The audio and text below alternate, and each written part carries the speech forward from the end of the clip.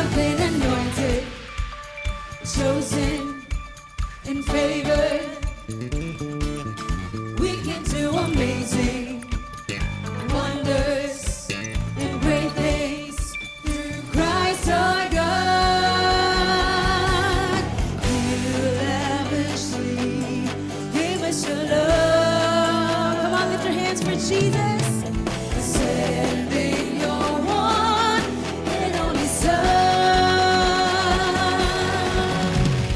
Jesus, you're my treasure. Yeah, you're my double portion. Jesus, you're my treasure. Yeah, you're my double portion. Everybody clap your hands. Yeah, yeah.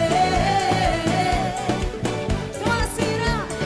We have been anointed, chosen, and favored. Come on, declare it. We can do amazing wonders and great things through Christ our God. You lavishly gave us your love by sending your one and only Son. You lavishly gave us your love. Come on, receive God's love in this place by sending your one and only Son. Everybody.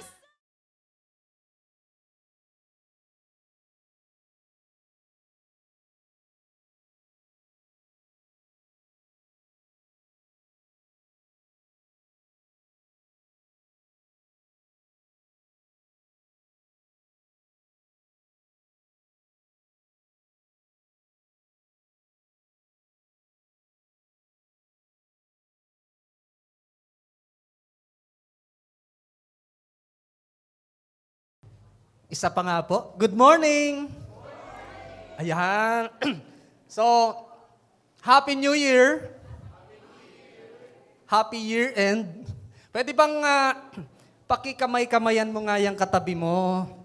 Yung nasa likod mo. Pakisabi naman sa kanya, Happy New Year. Yan. Sige, batiin nyo sila. Batiin nyo sila. Yan. Kamay-kamay. Pwede naman tumayo. No? At sabihin mo na, sige po, can we stand at magkamayan po tayo? Sige po. Yan. Sabihin mo sa kanya, masaya ako, nandito ka. Salamat, nandito ka. Yan. Oh, Happy New Year. Sige po. Yes. Praise God. Woo.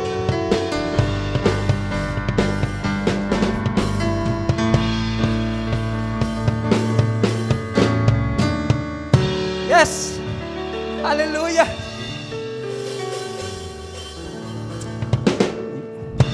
Masaya ba tayong lahat? Pinagpala ba tayo ng Panginoon? Are we thankful to God? Parang mahina.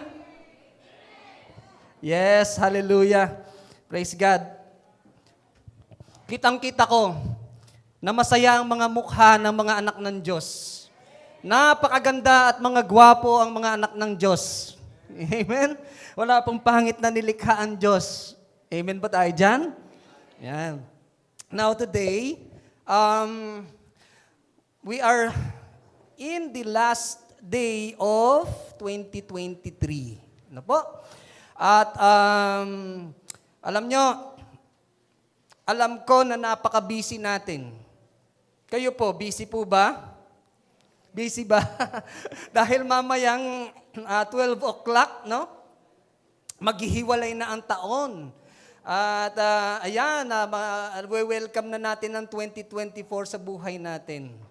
At nakita ko kanina, no, bago ako pumunta ng church, nagda-drive ako, sabi ko, wow, ang yaman ng mga Pilipino. Ang daming namimili. No? Ang daming prutas nagkalat. Ang daming mga paninda. No? Ang saya-saya. No? At Sobrang busy ang mga tao. No? Noon pa man, December 24, hanggang ngayon, nakita ko talagang abala ang mga tao. Because tama naman, no? Talagang dapat tayo ay mag-celebrate. Dahil marami po tayong dapat ipagpasalamat sa Diyos. Amen? Kaya nga po ang tema natin ngayon ay Thanksgiving. No? This service is all about the Thanksgiving. No? Ito po yung how we show gratitude to God. And I am very thankful. I am very thankful to God. Dahil kanina pa lang first service hanggang ngayon, no? Ang church po ay puno. Ang church po ay kayo, mga kapatid ko, nandito kayo. No? You choose to be here. You choose to be here kahit na tayo ay abala, kahit na tayo ngayon ay nasa December 31, alam nyo, maraming tao ngayon ang instead na magsimba ay iba't ibang mga kaabalahan sa buhay ang ginagawa. No? Hinahanda na yung mga paputok. Tama ba? O, wag magpapaputok ha, kasi bawal po yan ngayon. No? Yan.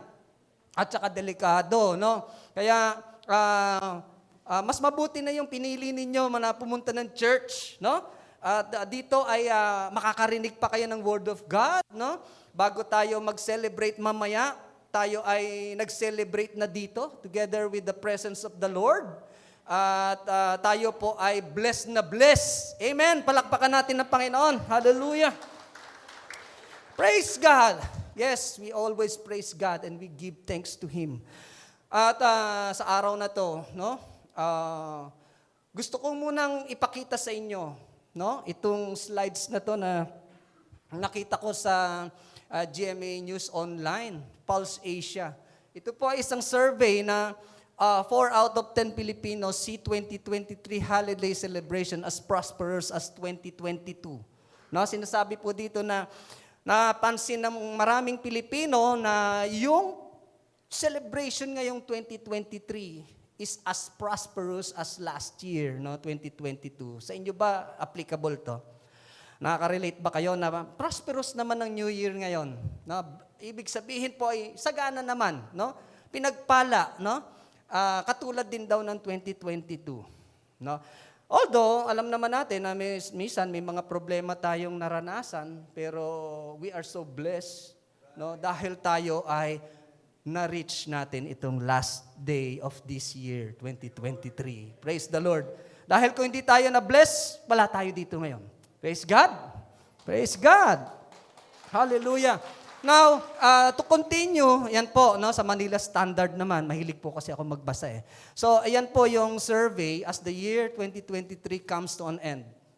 Majority of the Filipinos are most thankful, no, for their good health. Wow. According to a Social Weather Station Survey, SWS.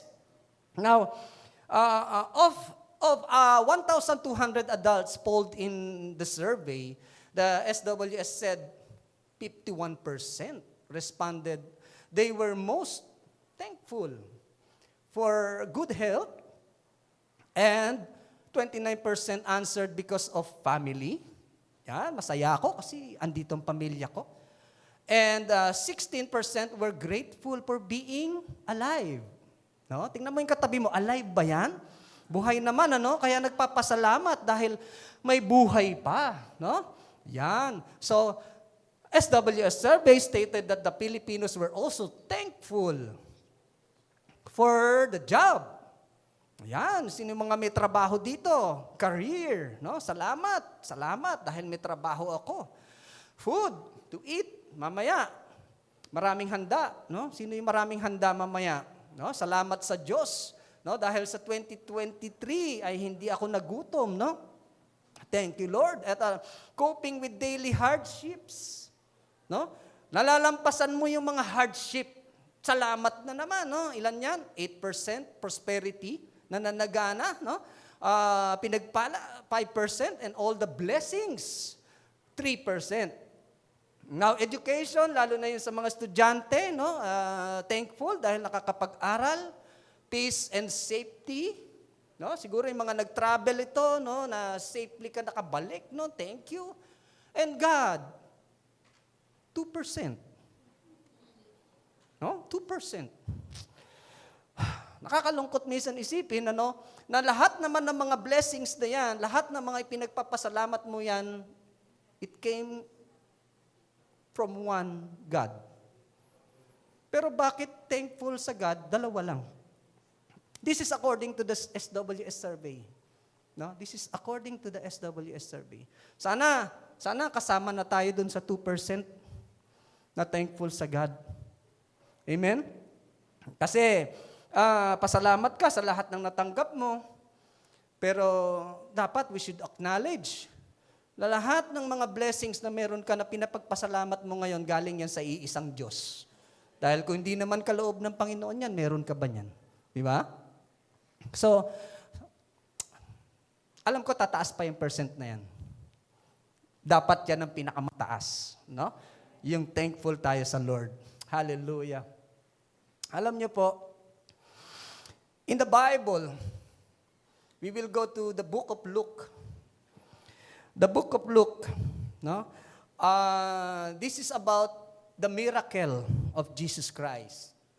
According to the recorded miracles of Jesus Christ, there are 37 miracles of Jesus Christ na recorded sa New Testament. And this one, this is the miracle of Jesus where He healed 10 lepers.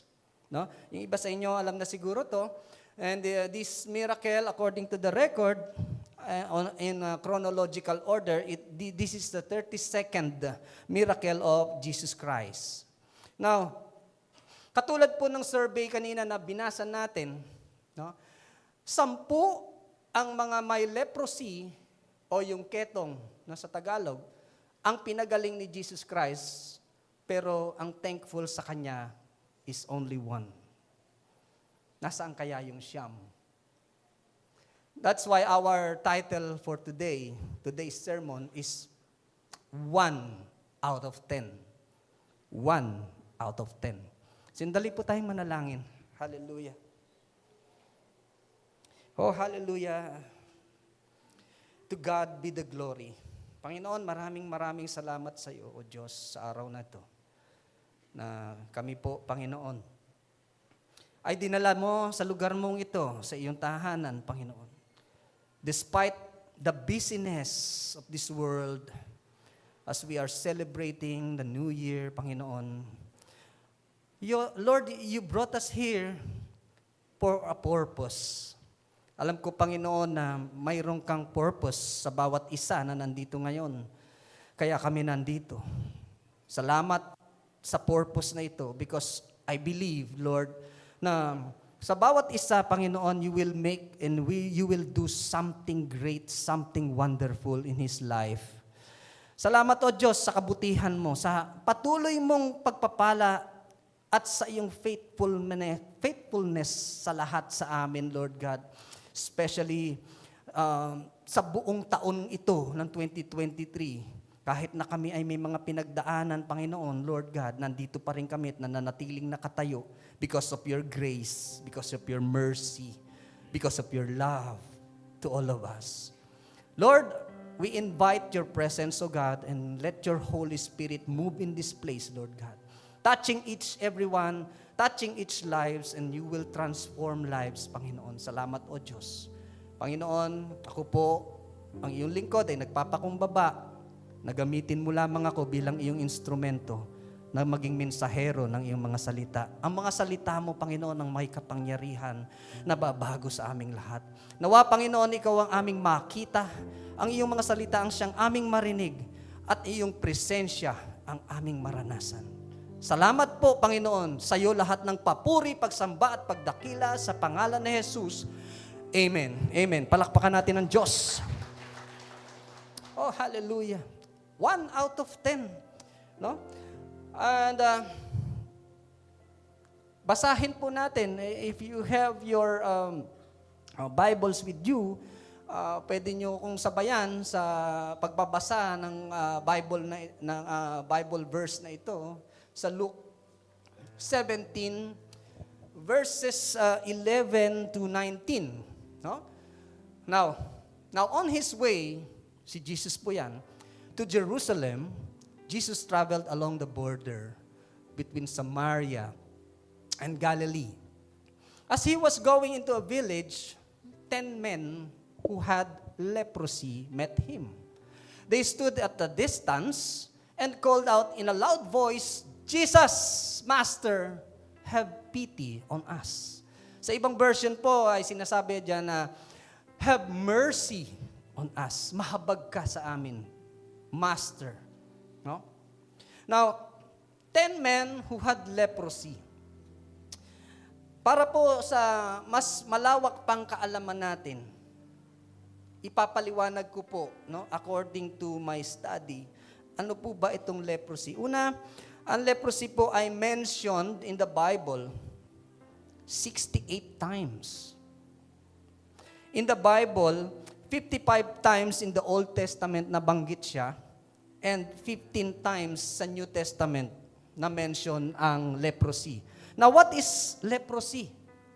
O yung tinatawag nating ketong. An infectious disease, let me read it for you. An infectious disease that can damage the skin and the nervous system.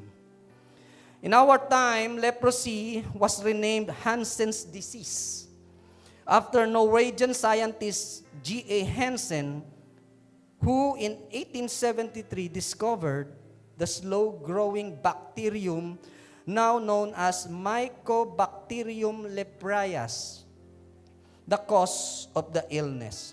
Now, imagine, since the old times, since the ancient times, ang leprosy pala, ay yan ay infectious disease na hindi napapagaling. Wala pong nadidiscovering gamot sa sakit na ito to cure. And just in 1981, na-discover kasi ito ni Dr. Hansen noong 1873, pero wala po siyang nakitang solusyon sa sakit nito. Now, in 1981, a cocktail of antibiotics and drugs were discovered as a standard treatment so that effectively, until today, leprosy is curable. Ibig sabihin, noong 1981 lang pala, nagkaroon ng gamot, to cure those people who have leprosy. Just imagine, ilang libong taon na pagkapala may leprosy, ang mga may leprosy talagang hindi na gagaling. Not unless you have received the miracle of healing coming from God, na siyang pag-uusapan po natin ngayon. Now, we can see these 10 men had leprosy, met Jesus Christ, and they stood at a distance and called out in a loud voice, "Jesus, Master, have pity on us." Bakit nasa distance ang mga may leprosy? Alam nyo, kasi nung panahon na yan, yung mga priest na nagde-decide or nag-assess sa kanila kung sila ba ay may leprosy, sila ay dinedeclare as unclean. Kapag sila ay nagkaroon ng leprosy, sila po ay isolated. Naalala ko tuloy nung may COVID, nung pandemic, ina-isolate ang mga may positive sa COVID, naka-quarantine. Imagine, COVID lang yun. Pero ito po, ang COVID may kagalingan. Pero ito po, during those times, wala pong kagalingan ng leprosy. So these people, I can imagine how desperate they are. Gaano sila kalungkot na naka-isolate sila sa mga tao habang ang kanilang mga itsura ay parang buhay pa ay naaagnas na. At sila ay nakakahawa. Kaya po sila, kapag sila ay mayroong makikitang tao, sila ay nagde-declare na I am unclean. Dinideklara silang hindi sila malinis, sila ay marumi. I can imagine na baka meron pa sila mga placard na nakalagay unclean para hindi ka lalapit sa kanila, para ikaw ay hindi mahawa. Ganun po sila, And then Jesus passing by, papunta siya ng Jerusalem, nakita niya pala itong mga tao na to. Nakita niya ito.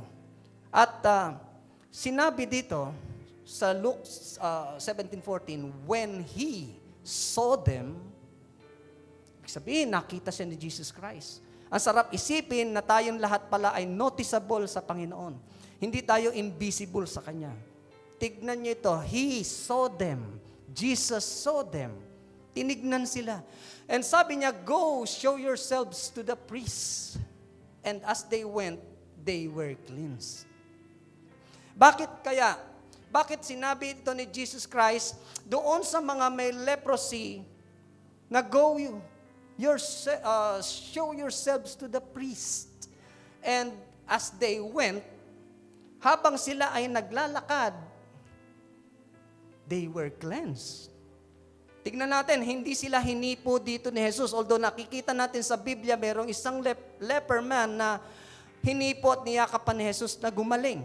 But this time, they are in a distant.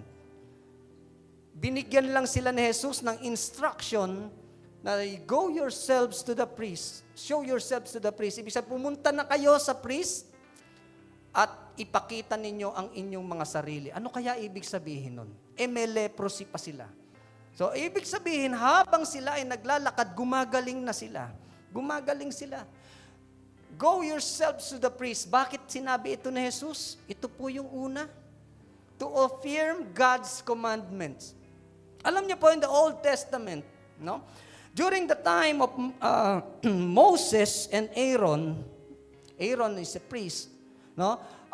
Binigyan ng Panginoon, there is a commandment na ang mga priest ang magdi-declare, no?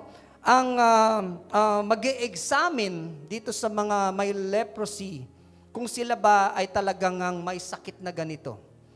At ito ring mga priest na ito ang magsasabi na ikaw ay unclean kung ikaw ay leper. And they are also the ones who will declare if they are cleansed.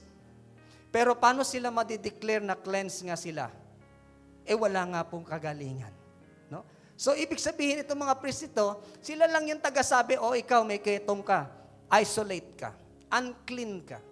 Pero sinabi nga ni Jesus Christ, go, no? Show yourselves to the priest. Ibig sabihin, pinapupunta ko na kayo ngayon para makita nitong mga priest na to na kayo ay magaling na. Wow! What a faith! Meron akong leper ako, meron akong leprosy, pero dahil sabi mo, Jesus, pupunta na ako doon. Haharap ako doon, laharap ba ako nang meron akong ketong pa? No? Pero naniwala sila kasi nagagaling sila. And this is to affirm God's command. Yan ang una. Number 2, to testify to the priests that Jesus is God. We know that Jesus is a healer. He is a miracle worker. He is God. Do you believe? Amen? Jesus is God and He is miraculous. Kaya po, this is to testify, no? Para pag pumunta itong mga taong leper na ito, matetestify nila, pinagaling na ako ni Jesus Christ. He is God. Ngayon, magugulat itong mga priest na to, paano kaya gumaling itong mga to? Ano kaya mga ininom nito? Meron ba, nag-take kaya sila ng mga ivermectin? Ano kaya mga ginawa nito? No? Paano sila gumaling? No? Ano gagawin natin? Alam niyo po, dito po sa Bible, dito po sa Leviticus 13, chapter 13 hanggang chapter 14, dito po sinasabi na states that a person with leprosy will be called unclean. Pero dadating sila doon, cleanse na sila. Wow. So, ito ay isang pagpapatunay lamang to testify, patotoo na si Jesus nga ang Diyos na nagpagaling sa kanila. Pupunta sila doon, magaling na sila. No? So, dito, mapapatunayan ngayon itong mga priests na totoo pala si Jesus Christ. He is God. And number 3, to test the faith of the lepers. To test the faith of the lepers. Kasi kung ikaw yan, may leprosy ka pa, pero sabi sa iyo ni Jesus, punta ka na sa priest, pakita mo yung sarili mo. Kung wala akong faith, sasabihin ko, pupunta ako dun. Hindi naman ako magaling pa. Di ba?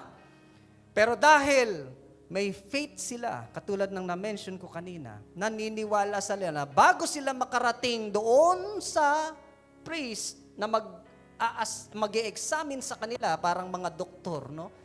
Magaling na sila. Hindi ko alam kung gaano kalayo yung lalakbayin nila papunta sa priest, pero they believe that before they will get to those priests, sila ay healed na. Ganyan ang faith. At ganyan gustong matest ni Jesus Christ yung faith nitong mga lepers na ito. Now, you know, sometimes God's miracle is not instantaneous. Sometimes it is progressive. No? Minsan po, December 8, no? Gusto ko lang mag-testimony ng konti sa inyo. December 8, when my friend, who is my classmate on high school, he is here. No? In-invite niya ako to pray for our classmate din na may sakit. May karamdaman siya. Meron siyang kidney. At nabanggit ng friend ko na that is a positive cancerous, yung kanyang kidney.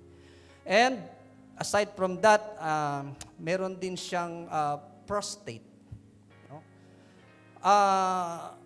Nung dumating kami sa kanila to pray for him, siya po ay nakaratay sa higaan. Ganun lang pala ng ganun siya. Nakahiga siya kasi he experience pain kapag siya ay tumatayo, gumagalaw. Severe pain. Now, hirap din siyang magsalita. Kinakausap namin siya, hirap siya magsalita. And we prayed for him.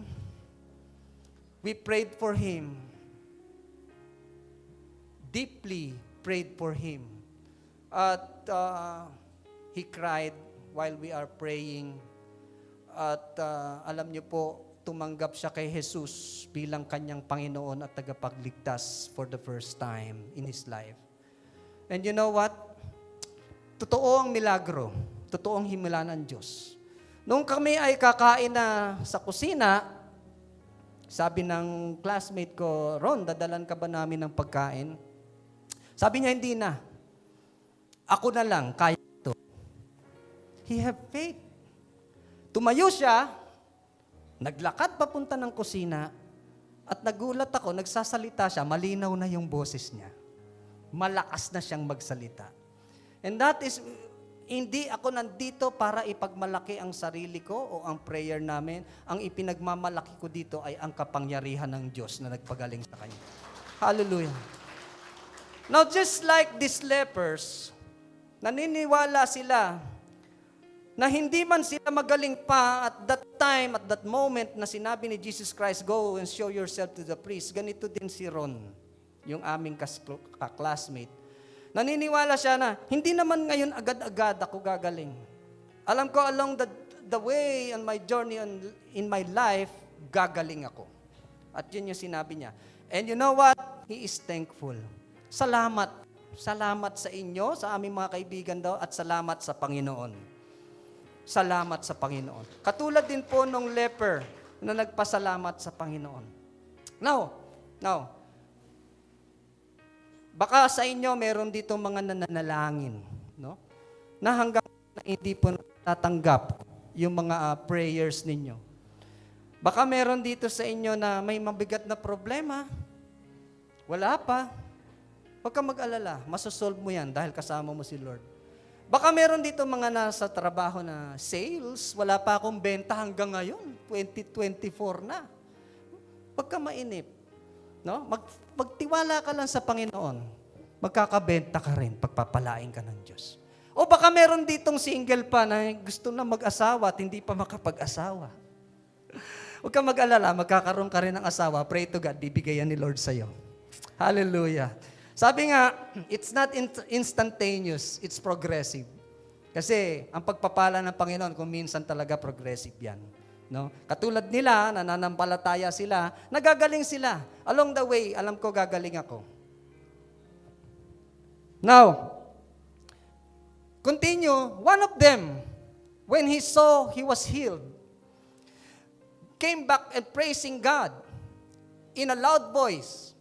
nagpasalamat, nagpuri sa Panginoon in a loud voice. Hindi ko ma-imagine kung gaano kalakas yung sigaw niya, Lord, thank you.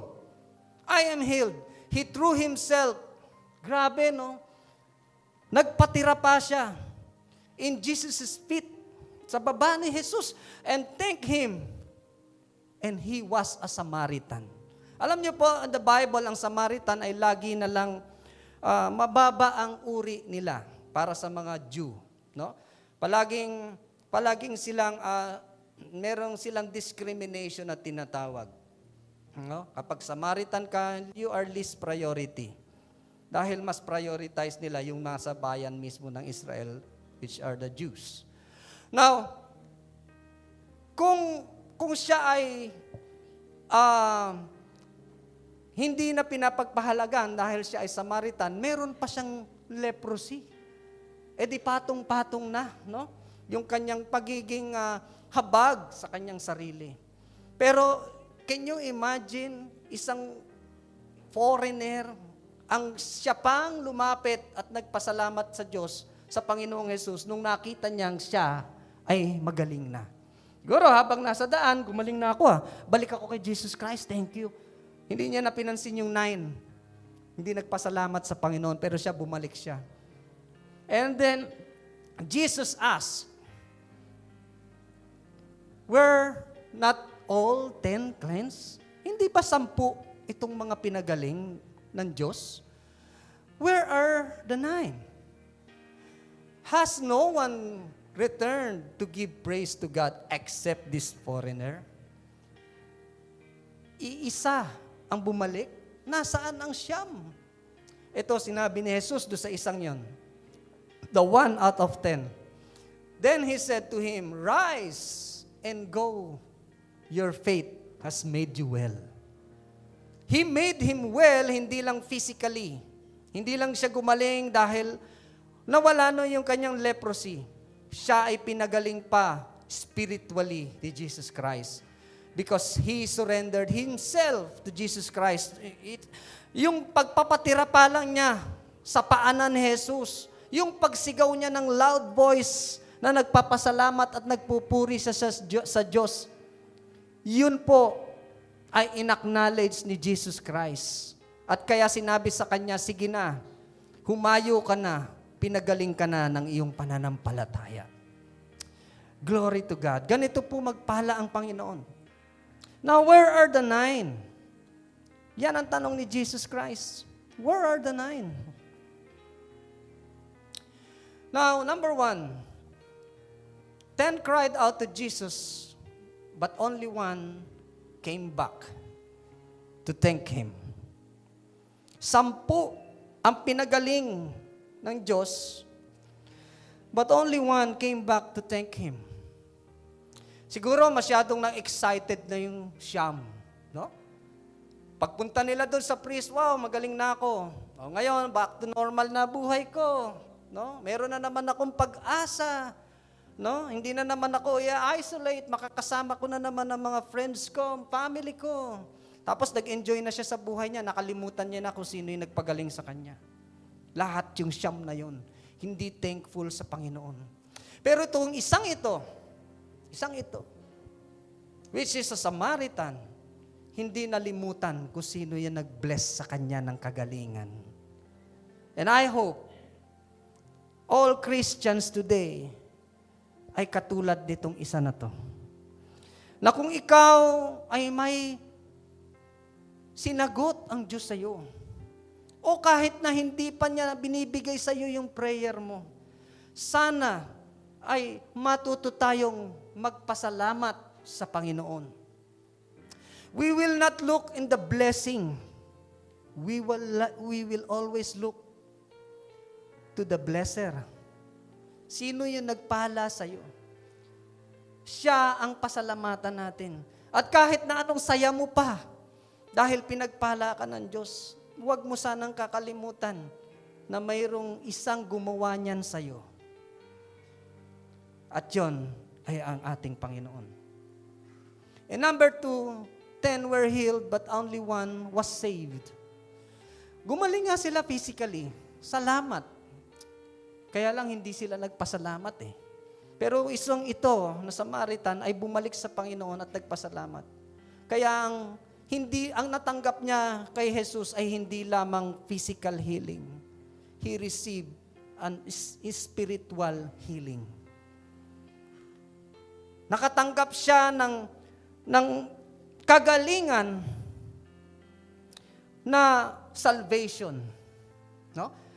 In Greek word, salvation is called sozo, o S-O-Z-E, Z-O. No? Salvation, saved. No? Yung soul mo ang na-save. Ang lahat ng tao ay namamatay. Itong 10 ito, mamamatay din. No? Kahit itong nagpasalamat kay Jesus, mamamatay din dahil tao siya. Pero meron siyang tinanggap. Ito yung salvation ng kanyang kaluluwa. Tandaan po natin lahat ng tayo ay mawawala din sa mundong ito. At I hope na tayo ay marunong kumilala sa Diyos at magpasalamat sa Kanya. And number 3, 10 got something temporal, but only 1 got something eternal. Kaya nga kanina nabanggit ko na ang buhay ay pansamantala lang, temporal. Gumaling sila sa kanilang karamdaman, that is temporary. Bakit temporary? Mawawala din naman sila sa mundo. Time will come, they will die. Pero ang isang ito, he will die, but he will receive the eternal life na pangako ng Diyos sa ating lahat, na tumanggap kay Jesus. Ang sino mang tumanggap kay Jesus bilang Panginoon at tagapagligtas ay tatanggap ng buhay na walang hanggan. Hallelujah. Ito yung tinanggap ng isang tao na nagpasalamat, na sumamba at nagbigay ng pagpupuri kay Jesus. Nawa, tayo ay hindi makatanggap lamang ng temporary blessing. Asamin natin lahat na ang matanggap natin ay eternal blessing, eternal glory, na makukuha lang natin because of the grace of God. We cannot do alone. Kailangan natin si Jesus para matanggap po natin ito. Hallelujah. And what can we learn from this story? Nandito tayong lahat. Tayo ay nakinig ng kwento. Hindi naman tayo natulog, di ba? Yan. Nakinig tayo. Nakaupo ka dyan, kapatid. Hindi tayo aalis sa lugar na ito. Hindi papayag si Lord na wala po tayong napulot, no? Na aral sa kwentong ito patungkol sa 10 leper na ito na pinagaling ni Jesus. Una, God values the least. God values the least. Ano ba yung least? Yan yung pinakamababa. Yan yung kahabag-habag. Kaawa-awa. No? Pero binavalue ng Panginoon. And it says in Matthew 25:40, "Truly I tell you, whatever you did for one of the least of these brothers and sisters of mine, you did it for me." Ganyan po magmahal ng Panginoon. No? Kaya kung ikaw, kapatid, ngayon sa tingin mo ay parang naaawa ka sa sarili mo, kahabag-habag ka, no? Baka feeling mo ikaw ay you are against, the world is against you, no? Huwag kang mawawalan ng pag-asa dahil sinasabi po ni Jesus, no, na mahal niya ang mga least, no? Mahal niya ang mga taong nasa mabababa, no? Kaya nga ang gusto rin niya sa atin, tayo ay magmahal ng mga tao na andun sa least. Dahil kung ano daw yung ginagawa natin sa kanila, ay ginagawa rin natin sa Panginoon. Kaya kung minamahal mo yung kapwa mong yan, tinutulungan mo si Jesus Christ, minamahal mo si Jesus Christ. At pag sinasaktan mo ang damdamin ng taong yan, sinasaktan mo rin si Jesus. God places honor to the poor, the broken, the messy, and the marginalized. He places honor doon sa mga mahihirap, no? Yung mga inaapi. Yung mga broken. Yung durug na durug ka. Baka meron kang mabigat na problema. O ikaw ay may dinaramdam. No? God honors you. Messy, magulo. Magulo ang buhay. And marginalized. Para bang ikaw ay walang kakampi.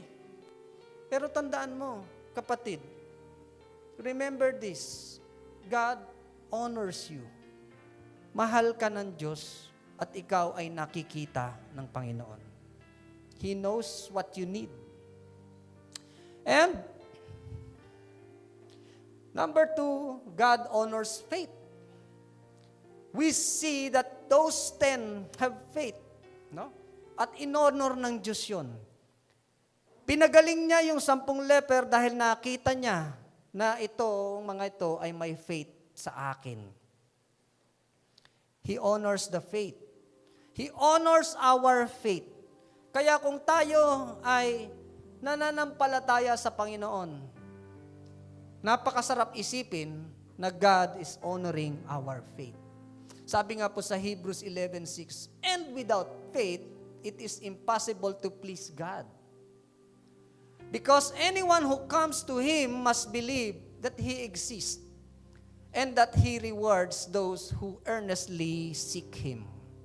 Kaya kung po tayo ay nananalangin sa Diyos o nagpapapray tayo to someone, una muna, magkaroon po tayo ng pananampalataya sa Diyos. That He exists. No? Because faith, without faith, kung tayo ay nananalangin, ito pala ay hindi natin napiplease ang Diyos. So, useless ang prayer natin kung just to say na nagpray naman ako eh. Pero hindi mo ina-acknowledge o wala kang pananampalataya na ngayon habang nagpe-pray ka ay mayroon Diyos na nakikinig sa iyo at nakakakita sa iyo. At naniniwala ka na ang Diyos ay kausap mo at naririnig ka niya. No? And He rewards those who earnestly seek Him. Na patuloy mong hinahanap, inuuna mo ang Panginoon kaysa sa mga bagay sa mundong ito. In this time, in this season, marami tayong pinagkakaabalahan.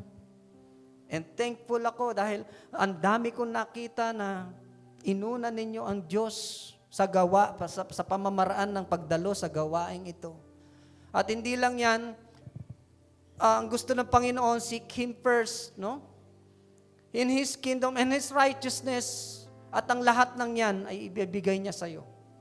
Kahit ano pang pagtsatsaga natin, kahit ano pang pagsisikap natin, kung hindi naman natin siya ang inuuna natin, wala rin yan. Maaaring makamit mo yan, pero hindi yan ang kailangan natin sa kabilang buhay.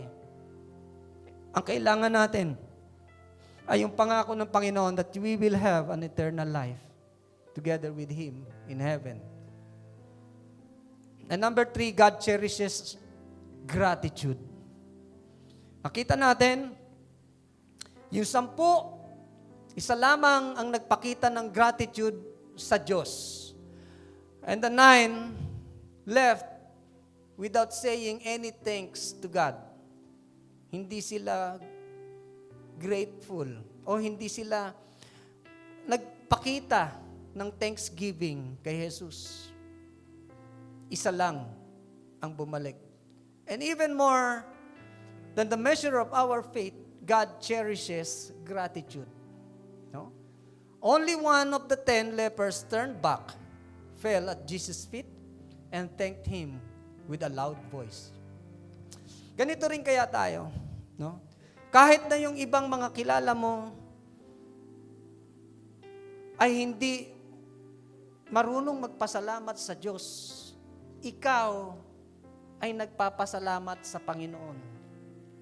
May tinanggap kang pagpapala, ini-enjoy mo na ngayon, naiisip mo ba kung sino ang nagpala niyan sa'yo? Naisip mo bang magpasalamat sa Diyos? At kung hindi pa man natatanggap ngayon ang iyong hinihiling sa Kanya, nagpapasalamat ka pa rin ba sa Kanya? No? Do you still have faith in God? Kasi kung minsan ang tao kung hindi makakatanggap ng miracle, hindi maniniwala sa Diyos. Hindi naman totoo ang Diyos. Bakit hanggang ngayon wala pang milagrong nangyayari sa akin? Ang tagal-tagal ko na nagpe-pray hanggang ngayon, wala pa rin. No? Pero hindi po yun ang sukatan. No? Ang pananampalataya ay hindi kailangan makakita ka muna ng resulta. Kailangan manampalataya ka muna sa Panginoon. At ang Diyos ang magpapala sa iyo. He answers prayers with faith. No? Kung nananampalataya ka sa Kanya, ang Diyos ay tapat at hindi Kanya pababayaan. Now, this is the question for all of us. Para sa ating lahat po ang katanungan ito. Do we thank God as much as we ask Him for something? Nananalangin tayo sa Panginoon. We are asking for something that we want. We are asking for something we need. Lord, gusto ko nito eh. Lord, nahihirapan ako. Lord, may sakit ako. Pagalingin mo ako, Lord. And then, ganun ka rin ba magpasalamat sa Kanya? Kung paano ka nagpapatira pa sa Kanya, nakikiusap, humihiling, ganun ka rin ba magpasalamat sa Kanya? Kung ikaw noon ay may paiyak-iyak pa no, sa pagpe-pray mo dahil kailangan mo nito. And when you got that, ganun ka rin ba magpatira pa at umiiyak sa Diyos dahil ikaw ay nagpapasalamat sa Kanya? Sabi nga po dito, do we give to God the glory that He deserves? Whenever we get something from God that we don't deserve. Alam niyo, minsan, masarap humiling sa Panginoon. At pag pinagkaloob nito, parang sinasabi mo, I deserve this. I deserve this. Masipag naman ako eh. Mabait naman ako. Mabuti ako. No? Pero, naibibigay ba natin sa God, sa Diyos, ang glory that He deserves? Yung pagpapasalamat sa Kanya na deserve niya na matanggap galing sa atin na sometimes hindi naman natin deserve. Tulad ng ginawa ni Jesus sa krus ng Kalbaryo. Minsan isipin mo, no, parang hindi deserve ni Jesus Christ dahil siya ay sinless, He is blameless, He is the Son of God. Bakit siya yung pinahirapan sa krus? Bakit siya ang namatay doon? Dapat yata ako yun eh. Di ba? Ako yung makasalanan. Mas deserving tayo, no? Pero hindi ganun ang gusto ng Diyos sa atin because He loves us so much. Kung alam natin ng John 3:16, di ba? Pagpapatunay kung gaano tayo kamahal ng Diyos. Kahit na tayo ay makasalanan, kahit na we don't deserve because we are sinners, minahal pa rin niya tayo. At ibinigay niya, ang ibinigay niya ay hindi kayang ibigay ni numan. Kaya mo ba magulang na ibigay ang anak mo? Sino ang parents dito? Kaya mo bang ibigay, i-sacrifice yung anak mo para sa isang tao na makasalanan? Siya na lang ang mamatay. Wag na ikaw. Kaya mo ba yon? Pero ang Diyos ginawa po yun sa atin. Ang kanyang bugtong na anak ay binigay niya para sa ating lahat. Para lamang sa ating salvation. Para lamang tayo ay maligtas sa ating mga kasalanan. So we didn't deserve, diba? Pero God is good. Napakabuti ng Panginoon. At hanggang sa ngayon, yan ang ginagawa ng Panginoon sa atin. He is saving us. Kaya lang kung minsan tayo ang lumalayo sa Kanya. We don't seek Him most of the time. We seek something na temporal in this world. But we should seek somebody that is God. Somebody who can save our souls. Amen. Yes. Ano ang maibibigay natin sa Panginoon? Paano ba natin papasalamatan ng Diyos? How can we show our gratitude to God? Una ay, sinasabi po sa Bible that this is biblical. I have not stopped giving thanks for you, remembering you in my prayers. Kung tayo ay nananalangin ba tayo ng Lord, salamat sa iyo? O baka pagkakain lamang tayo, pagpapasalamat tayo, bless the food, thank you for this food, no? Pero nagpapasalamat ka ba dahil ang Diyos ay Diyos? God is God. At kahit na hindi ka pa makatanggap ng anumang miracle, nandyan ka ba para mag-pray sa Kanya? Magpasalamat sa Kanya? And what else? Sabi po sa Psalm 116:17, I will offer to you the sacrifice of thanksgiving and call on the name of the Lord. Mga kapatid, ano ba ang kaya mong isacrifice para sa Diyos na napakabuti?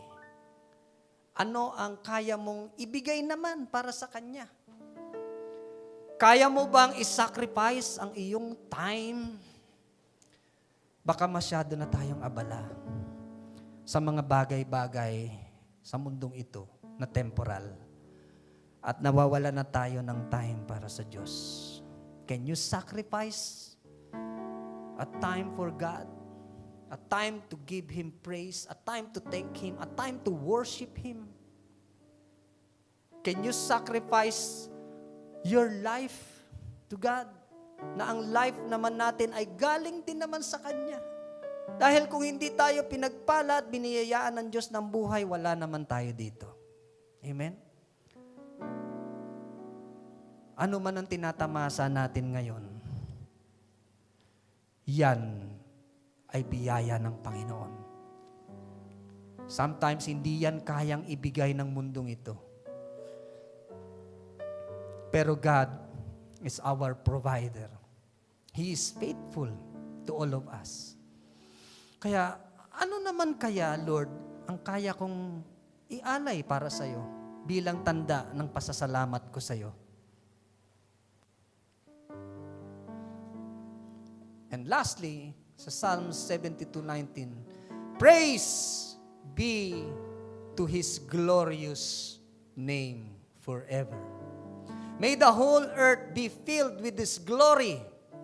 Amen and amen. Pagpupuri sa Diyos ay isang tanda sa Kanyang pangalan. Pagpupuri sa pangalan ni Jesus, isang tanda na tayo ay grateful at tayo ay nagpapasalamat sa Kanya. Ito pong mga bagay na to ay ilan lamang sa mga paraan to show that we are thankful to God. Are we thankful to God? Just imagine, kung merong tao na gumawa sa iyo ng mabuti. For example, pinagluto ka ng masarap na dinner. And after eating, naubos mo yung pagkain, hindi ka man lang nakapagpasalamat sa kanya. Or, may nagbukas ng pinto sa iyo dahil marami kang bitbit, nakapasok ka nang walang kahirap-hirap. At paglampas mo doon, hindi man lang nagsabi ka ng thank you.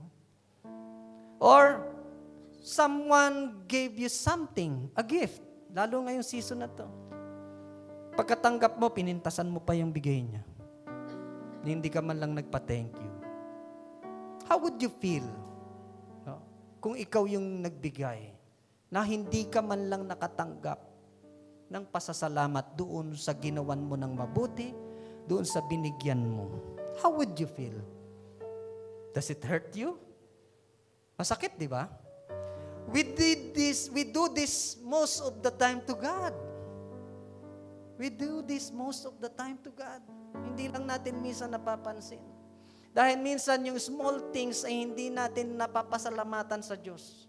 Paggising mo pa lang sa umaga, hagip na agad yung cellphone. Tignan ko sino nag-message sa akin. Malilate na ako sa trabaho ko. Kakain na ako. Magmamadali ako. No? Tapos, lumipas na ang buong araw. Dapat doon pa lang sa paggising mo, you're thankful to God. Nagising ka pa. Amen. Maraming natulog, hindi na nagising. Hindi na nagising. O paglabas ng bahay, na-aksidente na matay. Pero ikaw, nakarating ka sa pupuntahan mo. No? Salamat sa Diyos. Meron kang nasa hapagkainan, kahit ano yan, kahit simple lang yan, salamat Lord. Huwag kang mainggit sa kapitbahay mo. Naamoy mo bango ng pagkain niya, tapos ikaw, yun lang, no? Thankful ka ba? Kumakain ka, maraming tao naghahanap ng pagkain sa basurahan. Nanlilimos. Are you thankful to God? May damit kang suot ngayon. No? Baka signature pa yan, no? Yung damit mo. Salamat sa Diyos. Salamat. Kahit barya lang niyang pera mo, salamat pa rin. Meron ako. At buhay pa ako ngayon. Maraming nawala na itong taon na to, mga mahal natin sa buhay. Mga kilala natin. Pero ikaw kapatid, nandito ka pa rin ngayon. You're so blessed. You're strong, you're healthy, you're happy, and you are here. Be thankful to God. Hallelujah. We thank God for He is worthy. Marapat lamang na siya ay tumanggap ng papasalamat magmula sa atin. Sabi po sa 1 Thessalonians 5:18, give thanks in all circumstances, for this is God's will for you in Christ Jesus. In all circumstances. No? Hindi pagka nananagana ka lang, hindi pagka masaya ka lang, hindi pag busog na busog ka, no? Hindi pag parang wala kang problema kaya ka nagpapasalamat sa Diyos. Ang sinasabi po dito, in all circumstances, give thanks to God. Because He deserves to be thanks. Ano ba ang ginagawa mo kapag ikaw ay dumadanas ng hindi maganda, hindi ka na rin magpapasalamat sa Diyos, magagalit ka sa Kanya? Di ba? Sabi dito, in all circumstances, for this is God's will for you. Kaya mo yan nararanasan ngayon, yan ang will ni Lord sa iyo, kapatid. Meron siyang dahilan kung bakit nangyayari ang mga bagay-bagay na yan. I don't know kung ano ang mga pinagdadaan natin ngayon. Hindi ko kayo kilala lahat, pero ang Diyos kilala ka, kapatid. Kilala ka. Kung sino ka man, kilalang kilala ka niya. At alam niya, ang nararanasan mo ngayon, it is His will. And let thy will be done. Let God's will be done in your life. Hayaan mo ang Diyos, God is in control. Amen? God is in control. At ang ginagawa niya sa iyo ay hindi para mapahamak ka. Hindi para mahirapan ka, pasakitan ka. Ginagawa na yan sa iyo dahil mayroong magandang purpose sa kabila niyan. Maring nakaharap ka sa isang bakod na mataas na hindi mo nakikita yung nasa kabila. Andun pala yung maganda. Pag nawala yung wall na yan, makikita mo, ang ganda pala ng para sa'yo. At yan ay pagpapala ng Diyos sa'yo, kapatid. Purihin ang Diyos. Hallelujah. So remember this, brothers and sisters. Don't be like the 9. Be like the 1. Yung siyam na hindi nagpasalamat pero pinagpala ng Diyos. Huwag natin tularan. Ang tularan natin, yung nag-iisa na pinagpala ng Diyos at nagpasalamat at nagpuri sa Diyos. Hallelujah. Praise God. Can I invite everyone to stand up? Praise the Lord. Purihin natin ang Panginoon. Hallelujah. Maraming salamat sa Panginoon. dahil sa mga narinig natin na salita niya. And just like those 10 lepers na pinagaling ni Jesus, sino ka doon, kapatid? Ikaw ba yung nasa Siyam? O ikaw yung nag-iisang Samaritan na bumalik sa Diyos, lumapit sa Diyos, nag-alay ng pasasalamat sa Kanya, at nagpuri sa Kanya? Now, I am encouraging everyone this time na kung ikaw yun, 1 out of 10, ikaw yun, na gusto mong magpasalamat sa Diyos, you can come into the altar. You can say that, God, thank you for all that you have done. Salamat sa kabutihan mo, Panginoon. You can surrender to Him by coming into this altar. Surrender everything to Him. Because you have faith in Him, you believe in God. Hallelujah. As the praise and worship sings this song, you can join along and sing and pray to God and come to the altar. Giving is part of worshiping. To all who desire to give, you may give your tithes and offering through online bank transaction. Details are provided below.